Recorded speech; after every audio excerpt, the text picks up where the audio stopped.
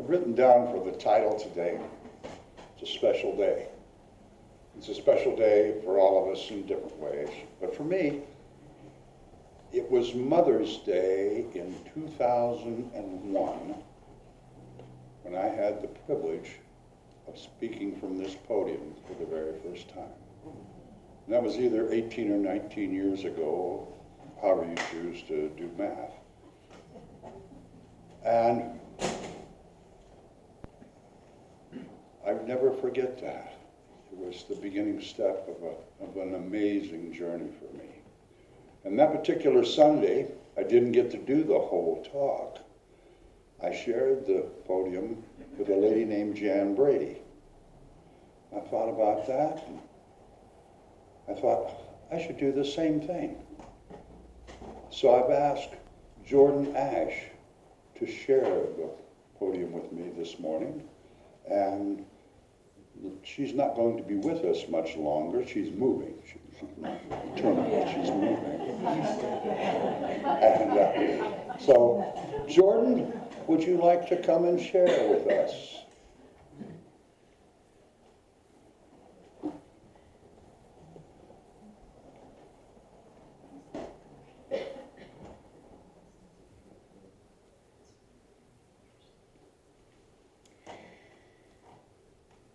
Good morning, everyone. I didn't download a recorder on my new phone, so it's gonna take a video. Okay, good, great. So, just like Patrick was saying, we had decided that we were going to do a little bit of a split message today. And that came about because earlier this week, I asked Patrick if I could share a mini message today. I didn't know that we had the special music that we did, which has been amazing. Thank you so much for sharing that with us. But I had asked him if I could do a mini message because last Sunday it kind of hit me. I felt guided to share a poem that I had written a month or two ago that I felt would be very relevant for Mother's Day. So I've built a mini message around my original mini message, and I'm hoping it'll last just the right amount of time and give you all exactly what it is that you're needing to hear this morning. Originally, I just wanted to read this poem that I had written that, not surprisingly, is called I Am My Mother's Daughter. But the reason that I wanted to share the poem was because of something that's been on my heart and mind a lot lately. Many writers, especially self-help authors, lead their career by the mantra, write about what you need to read. And just over and over in my head the past few weeks, I've been hearing it as, say what you need to hear. And I had been debating on what I wanted to talk about for my next message, and then had my divine inspiration last weekend and realized that this message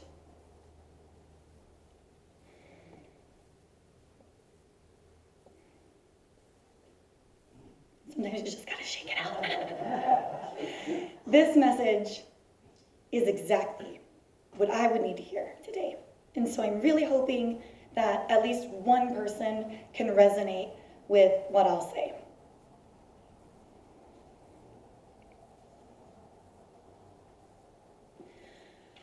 Oh.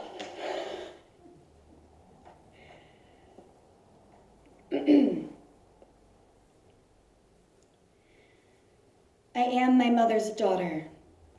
I want to share with the world the truths that have saved my life and shaped a woman out of a girl. I am my mother's daughter. I hold fiercely to what I believe. I am always hungry for more, and I feel called to teach. I am my mother's daughter.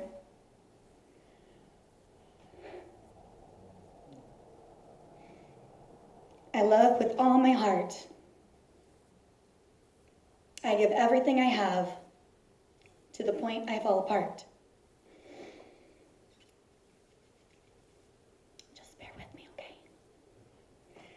I am my mother's daughter. I have wounds that need to be healed. I have hurt that is projected and harms others, though it would never be my intention to do so. I am my mother's daughter. I so desperately want to be loved, to be accepted by her and my father, to know that I am enough. I am my mother's daughter. The wounds in her are the wounds in me. I am my mother's daughter, and with this, I have found my own way to make peace.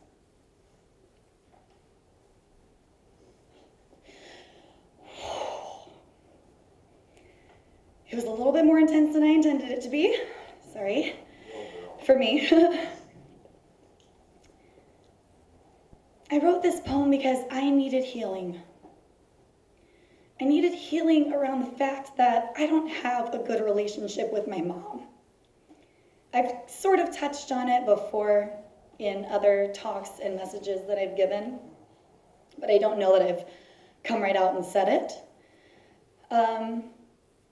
And this poem came to me when I was in a car. It's usually where everything comes to me. And as soon as it started coming, I was like, okay, this is a big deal. This is good for me. And I had been thinking about all the ways my mom annoyed me and all the things I really dislike about her and all the ways I wished to never be like her. And then I thought, well, God, if I was ever telling anyone that and then they were to meet my mom, they would think, this lady seems pretty nice. I don't know what you're talking about. So then I thought of the ways that I'm like my mom that I like. And there are many ways that I am like my mother that are good things that I like about myself and that I want to keep and pass on to my daughter. But there are other things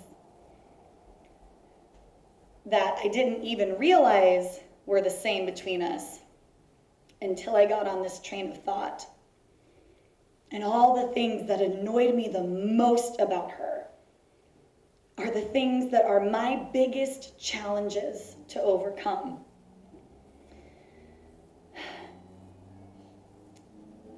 We like to box people off so that we can make sense of them. But humans are not like boxes. Humans are like houses. And we have many different rooms. And we all have something different behind each door.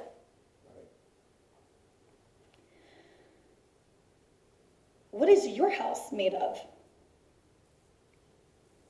And what are you storing in there? Are there some rooms that you need to clean up? Maybe just organize a little bit? Or maybe completely revamp because that room doesn't work for what you need anymore. It's okay to look at that stuff. It's okay to have the rooms that don't work for us anymore. They did at some point. That's why we have them. It's okay that you used that before because you needed it. But maybe you don't need it anymore. Maybe now it's not working for your highest good. It's okay to see it. It's okay to acknowledge it. And it's your responsibility to decide what you're going to do moving forward and how you're going to revamp it or reorganize it. It's also important that when we're struggling with someone else, we wonder what's in their house and what are in their rooms. And that we acknowledge that we can't know why their rooms are filled with the things that they're filled with. And often they don't even know why they have some of the rooms that they have. And they're too burdened by the chaos in those rooms to even start reorganizing them. Or maybe they don't have the tools and support that they need to do so. We're all in different places. In many ways, many, many ways, my mom is wiser than I am. And there's a lot I can gain from her wisdom. But I've grown a lot too. And there are some of the things that I struggle with, that she has struggled with, that I have found tools that work to get through them. I can be patient and understand that she doesn't have those tools or she's not ready to use them yet. That's okay. It's okay. This poem helped me heal because it helped me to find the common ground. Some rooms are the same. Some are good and some are bad. And we have an all-encompassing relationship with everyone in our lives that's going to have good and bad, that's going to require us to look at our rooms and see what we need to reorganize, and let them have the space to look at their rooms and reorganize them when they're ready, because maybe they're just not there yet. It doesn't have to be a mother-daughter relationship. Obviously, that was applicable today. It could definitely be a spouse. It could be your father. Maybe you're in a reverse situation and you're the mother, because I know my mom, oh, good God. I could totally see her giving a message about, do you have a strained relationship with your daughter? I do too. She just doesn't listen to me and she doesn't get it. No. It's okay. Her feelings are valid too. So that's what I had to share today. I really hope, again, like I said, that for at least one person, that was helpful. And Pat knew a little bit about what I was going to talk about. He did not know exactly. And I love that he had that quote on here. When we know ourselves to be connected to all others, acting compassionately is simply the natural thing to do. And I just felt like it was really applicable and just meshed so well. And that's just, for me, a sign that Spirit is really guiding us to work well together. So thank you guys so much for taking the time to listen. And I'll give it over to Pat. We'll miss you. Jordan, thank Yeah. you. Thank you very much. Yes.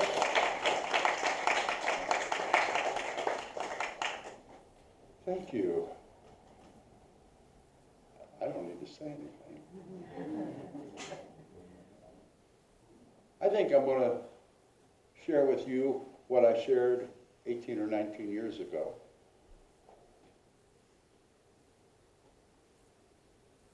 This was my first opportunity to speak, and I was different then than I am today.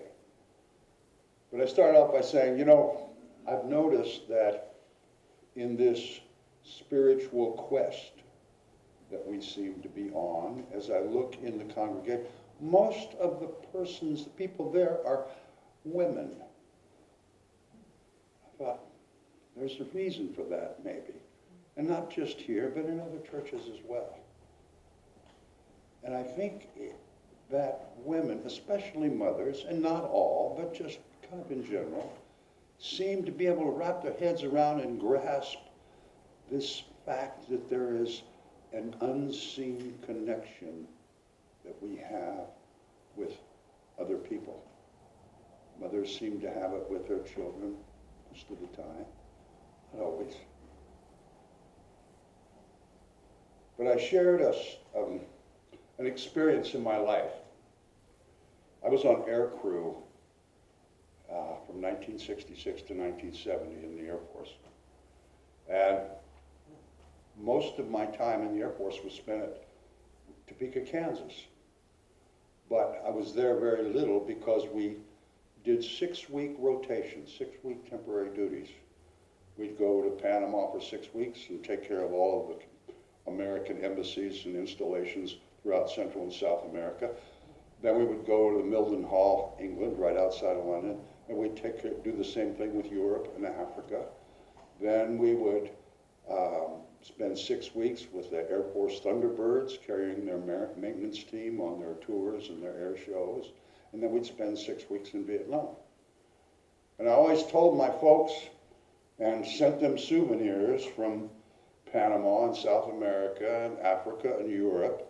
And the Thunderbirds, I even got a chance to meet the Thunderbirds when they were flying in Cleveland. My mom and dad got suit, got autographed pictures. But I never told them when I was in Vietnam. Never. I didn't want them to worry. My second rotation to Vietnam, that was after the Tet. And most of that 6 weeks I spent hauling body bags. And it was like a pretty dark time.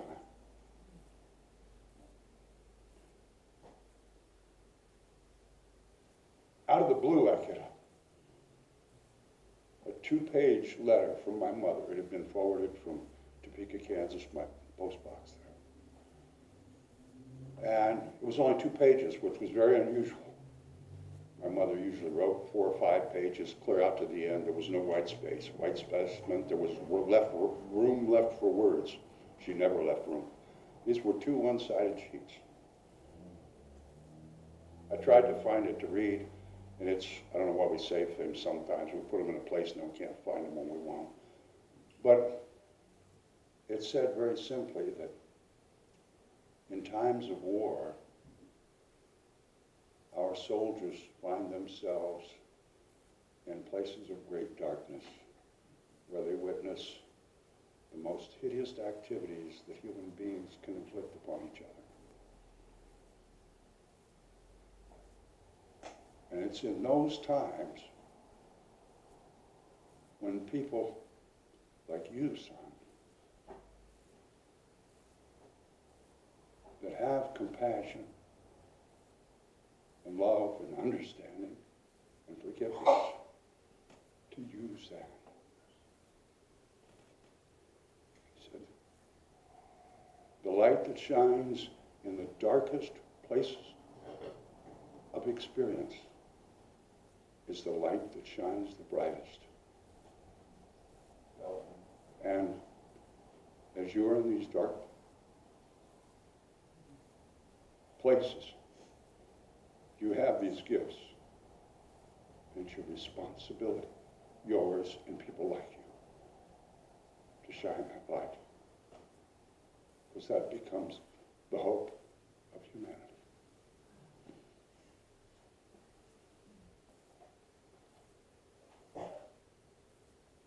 I never responded to that letter. And that was 50-some years ago. And since that day, we've never mentioned it.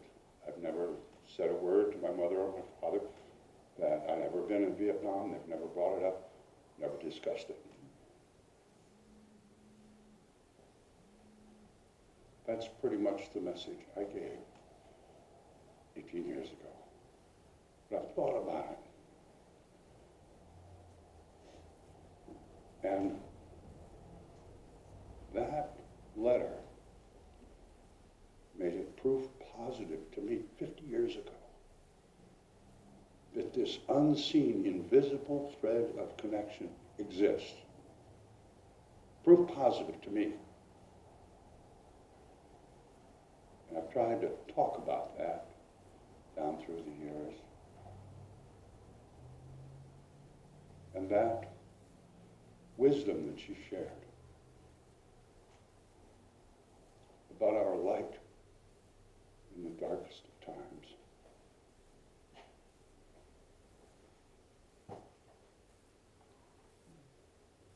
That has inspired me and has enabled me to look you in the eye and accept the responsibility you have honored me with as your minister.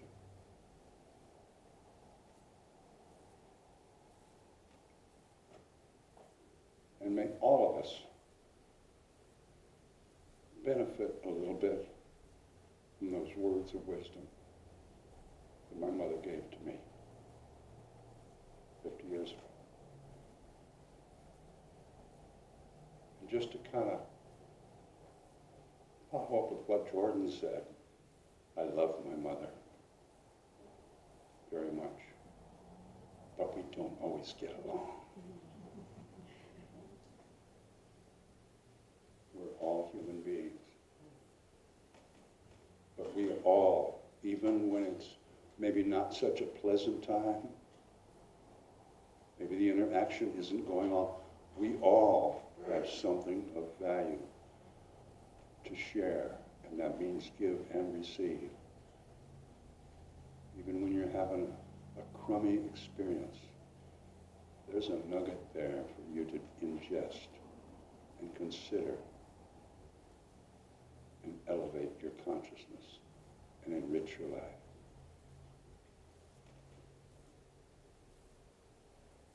Jordan, thank you very much. You've made it a very special day for all of us. Let's stand up and sing. Let there be peace on earth, and allow our light to shine. Our universe needs it.